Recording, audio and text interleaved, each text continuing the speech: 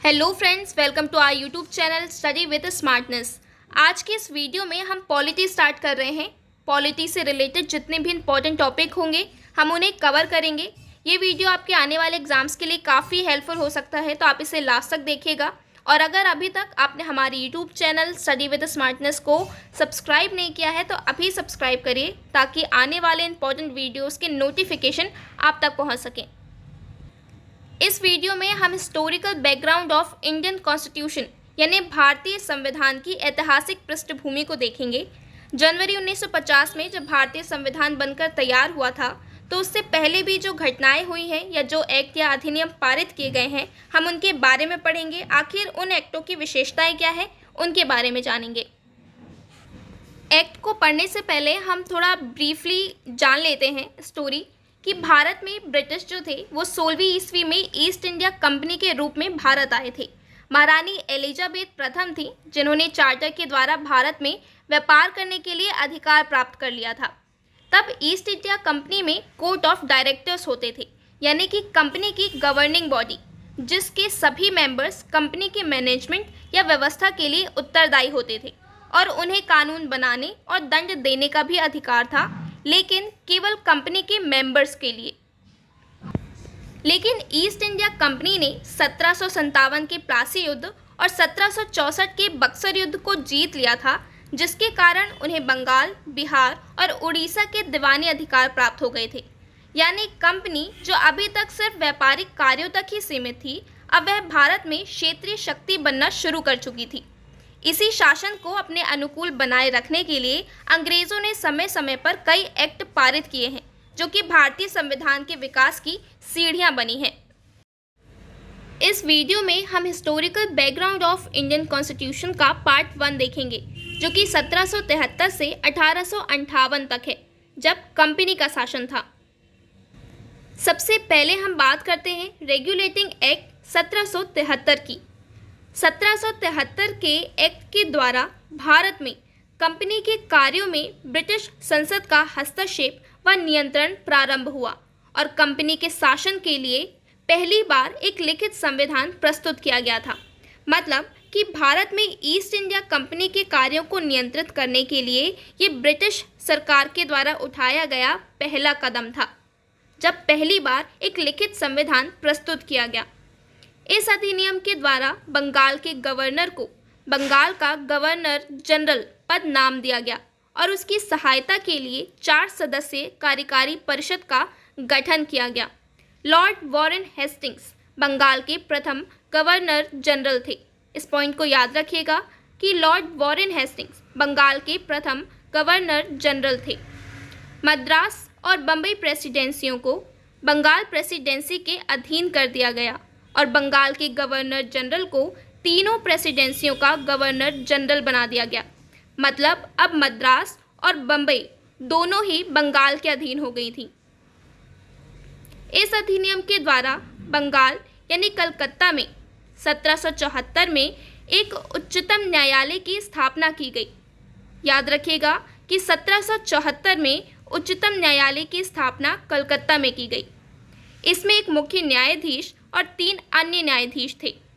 Sir Elijah Aamby को उच्चतम न्यायालय का प्रथम मुख्य न्यायाधीश नियुक्त किया गया था। याद रखिए, सर एलिजा एम्पे, जिन्हें उच्चतम न्यायालय का प्रथम मुख्य न्यायाधीश नियुक्त किया गया था।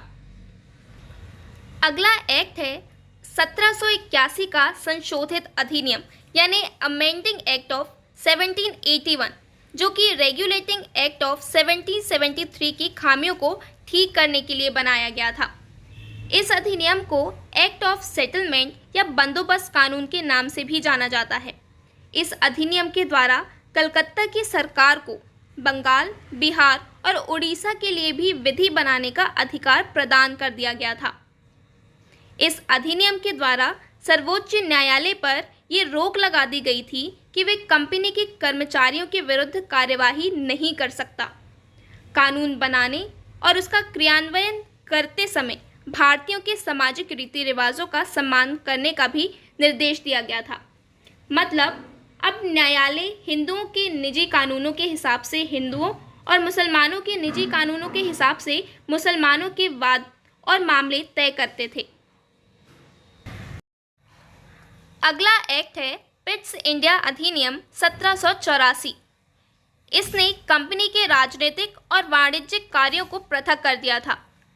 कंपनी के व्यापारिक मामलों के लिए निदेशक मंडल यानी कोर्ट ऑफ डायरेक्टर्स तो था ही, किंतु राजनीतिक मामलों के लिए नियंत्रक बोर्ड यानी बोर्ड ऑफ कंट्रोल का गठन किया था।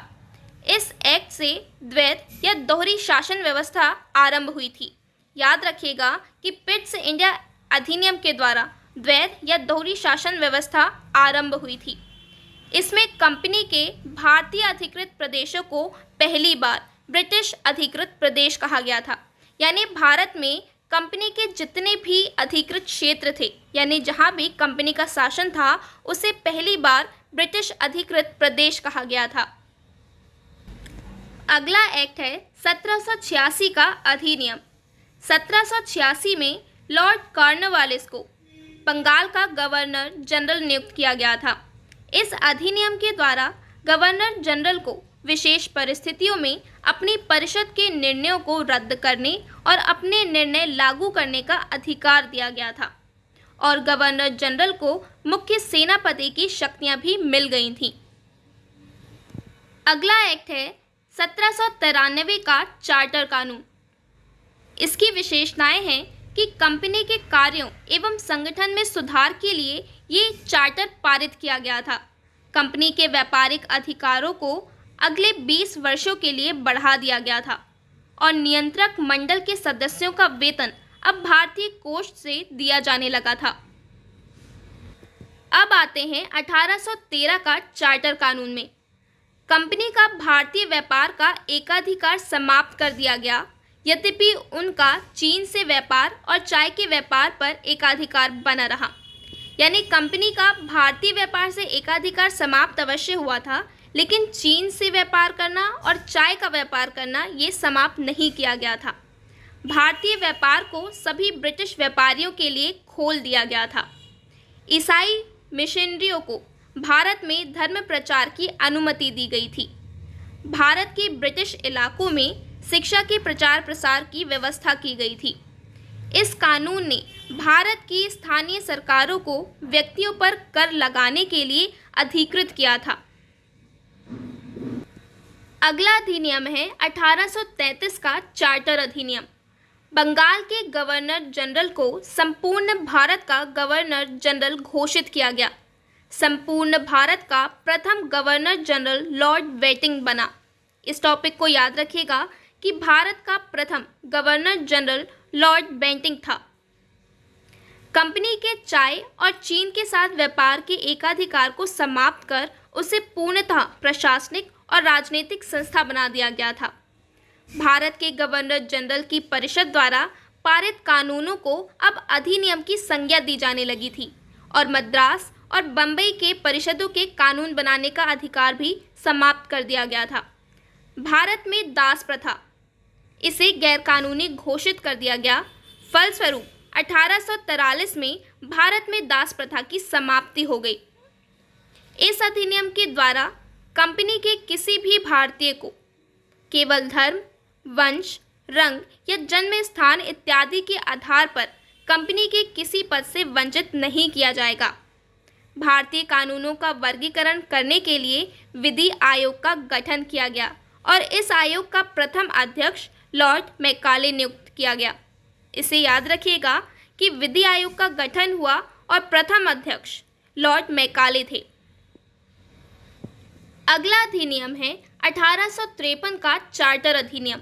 1853 का चार्टर अधिनियम ब्रिटिशकालीन भारत के इतिहास में अंतिम चार्टर एक्ट था।